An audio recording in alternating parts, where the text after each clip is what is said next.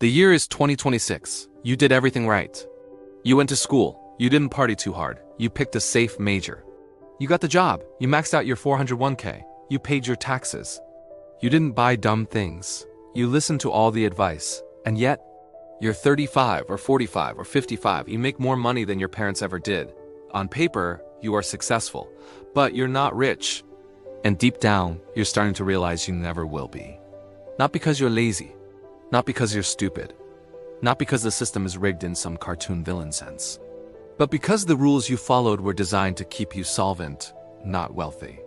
Welcome to the most uncomfortable truth in modern finance. Most people never get rich, even when they do everything right. So grab a drink, a cheap one. We're staying honest today. Let's start with the lie that sits at the foundation of modern life. The obedience formula. Study hard, work hard, be reliable, get promoted, retire comfortably. This formula works if your goal is not dying broke. It does not work if your goal is wealth. Why? Because the entire system is built to reward predictability, not leverage. If you are on payroll, paid in linear increments, evaluated annually, and dependent on permission from others, you are capped.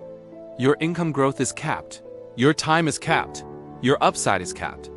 No matter how good you are. You can be the best employee in the entire building and still be playing a game where the maximum prize is comfort, not freedom. And here's the cruel part. The better you are at following rules, the longer it takes you to realize you're in a cage. Now let's talk about responsibility. Because responsibility is expensive. You were told to avoid risk, buy a house early, build your credit, never quit a stable job, and don't rock the boat. All of that is good advice. But it's all wealth-neutral advice. Here's the problem. Wealth doesn't come from avoiding mistakes. It comes from owning asymmetry. Most people engineer their lives to minimize their downside. A fixed salary, fixed expenses, a fixed schedule, a fixed identity. Which by its very nature, also minimizes the upside. When you optimize for safety, you trade optionality for comfort. You don't fail catastrophically, but you also never win meaningfully. You become financially polite. And polite people don't get rich. Let us address the most dangerous belief in the middle class. If I just make a little more money, everything will change. I'm sorry, but it won't. Here's what actually happens. You go from making $60,000 to $90,000, and yes, life improves. From $90,000 to $150,000, stress actually increases. Then from $150,000 to $250,000, complexity just explodes. Your taxes go up. Lifestyle creep sets in. Your expectations reset. You don't feel rich. You feel exposed. Because income without leverage just increases the size of the hamster wheel. You're not poor anymore, you're expensive. And expensive people are fragile. One layoff, one health issue, one bad year, and it can all crumble. The wealth never has a chance to compound because it never escapes consumption. This brings us to the asset ownership problem that no one talks about. Here's the line that really stings. Most people don't own assets. They own claims. A job is a claim on your future labor. A pension is a claim on an institution. A retirement account is a claim on markets that you don't control. Very few people actually own businesses, equity with influence, distribution channels, intellectual property, or scalable systems. And without ownership, there is no escape velocity. You can work perfectly for 30 years and still end up dependent on others. Not broke, just never free. And even if you do everything right, timing still matters more than effort. Did you graduate into a recession? That's just bad luck.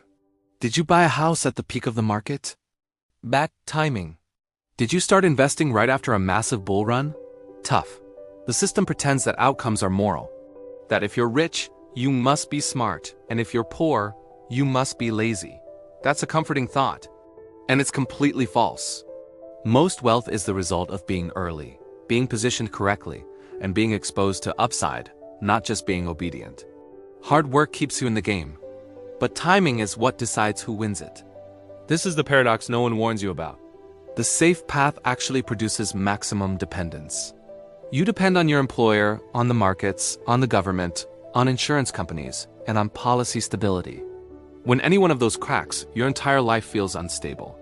Meanwhile, wealth is built by people who look reckless early on. People who accept volatility, live asymmetrically, and control something. They look stupid until they don't. Now, for the real reason most people never get rich. It's about identity. At a certain point, people stop playing to win and start playing to not look stupid. They don't want family judgment. They don't want social friction. They don't want temporary embarrassment or uncertainty, so they self-censor. They don't quit the job. They don't start the business. They don't ask for the raise. They don't take the risk. They choose dignity over upside. But the market rewards courage, not dignity. So here is the quiet truth nobody wants to say out loud. The system doesn't fail you. It contains you. It gives you comfort instead of freedom.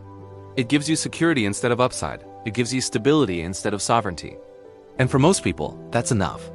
But if you've ever wondered why you did everything right and still feel stuck now, wealth isn't about being good. It's about being positioned. It's about owning something that grows without asking for permission. And if you're waiting for someone to give you that opportunity, you've already missed it. Before you click away, I want you to sit with one final thought.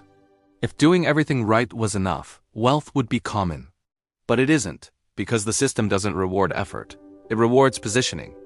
It doesn't care how disciplined you are. It cares what you own, what you control, and whether your time is still the bottleneck. Most people won't fail dramatically. They'll succeed quietly. They'll build respectable lives that never cross the line into real freedom. And that's the real tragedy. Not being poor, but being permanently almost secure, almost ahead, almost free. So if this video made you uncomfortable, good. Discomfort is usually the first signal that your old strategy has expired. You don't need to blow up your life tomorrow. But you do need to stop assuming that obedience compounds. It doesn't. Ownership does. Leverage does. Asymmetry does. The question isn't, am I doing things right? The question is, am I playing the right game? If you want to keep learning how the game actually works, subscribe. Not for motivation, but for clarity. Because the biggest lie in modern life is that patience alone will save you. It won't. Position will. And you have to stop confusing obedience with progress. If this hit uncomfortably close to home, hit the like button. If you want to understand how people actually escape this trap, subscribe. Until then, stay curious. I'll see you in the next one.